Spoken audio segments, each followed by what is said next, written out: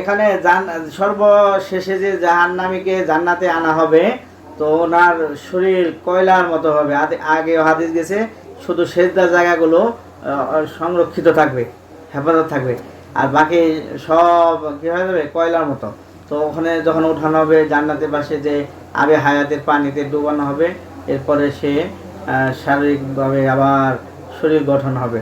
তো এরকম হইতে হইতে যখন তাকে বলবে তুমি তামান্না, তুমি চাও, উনি চাবে যে আমার অমুক আত্মীয় স্বজন আছে ওদেরকে জান্নাত দেওয়া হোক, এরকম অনেক চাবে। 3-4 বার আল্লাহ বলবে তামান্না তামান্না, চাও চাও।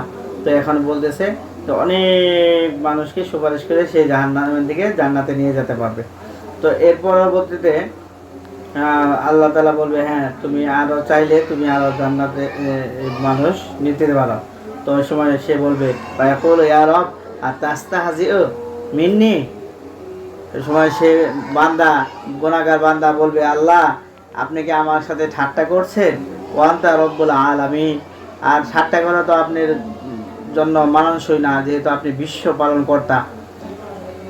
ফাযাহিকা ইবনে মাসউদ, পরে রাবি আব্দুল্লাহ ইবনে মাসউদ রাদিয়াল্লাহু তাআলা হাইসা দিলেন, হাইসা তার দাঁতের দাঁতগুলো দেখা গেল। ফাকালা আযহাকু, তো আব্দুল্লাহ ইবনে মাসউদ তার রাবিদেরকে বলতেছে, ছাত্রদেরকে, এই তোমরা তো আমাকে জিজ্ঞেস করলা না যে আমি কেন হাসলাম দাঁত বের করে খিলখিলিয়ে। ক্বালু, তো সাহাবীরা তারপর বললো আম্মান তাযহাকু, তাহলে উস্তাদ জি তাহলে আপনি কেন হাসছেন? ফাকালা হাকাযা যাহিকা রাসূলুল্লাহ সাল্লাল্লাহু আলাইহি ওয়াসাল্লাম। এই হাদিসের শব্দ এখানে বলার পরে নবীজিও হেসেছিলেন, এজন্য আমি তার রাবি হিসেবে হাসলাম। আম্মান তাযহাকু ইয়া রাসূলুল্লাহ, তো এরা বলল যে নবীজি কি হিসেবে হাসছিলেন? ফাকালা মিন যিহকি রাব্বিল আলামিন, বিশ্ব পালনকর্তা আল্লাহ তাআলাও ওই কথা হেসে দিয়েছিলেন। ওই গুনাহগার বান্দা সর্বশেষ জান্নাতি ব্যক্তি যখন বলবে যে নবীজি আল্লাহ আপনি আতাস্তাহজিউ মিন্নি ওয়া আনতা রব্বুল আলামিন, এই কথাটা বলার পরে আল্লাহ হেসেছিলেন। ঠিক আছে, হিনা ক্বালা আতাস্তাহজিউ মিন্নি ওয়া আনতা রব্বুল আলামিন ফায়াকুলু ইন্নী লা আস্তাহজিউ মিনকা, আল্লাহ বলেন যে আমি তোমার থেকে ঠাট্টা বিদ্রুপ করছি না, ওয়ালাকিন্নী আলা মা আশাউ, আমি যা চাই তাই হয়, কাজে তুমি চাও। তাহলে এই হাদিসকে হাদিসে মুসালসাল বলে, বুঝাচ্ছে যে হাদিসে রাসূল সাল্লাল্লাহু আলাইহি ওয়াসাল্লাম বর্ণনা করছে তা হাসছেন, ঠিক আছে। তারপরে যে রাবি ছিল আব্দুল্লাহ ইবনে মাসউদ, তিনিও হাসছেন।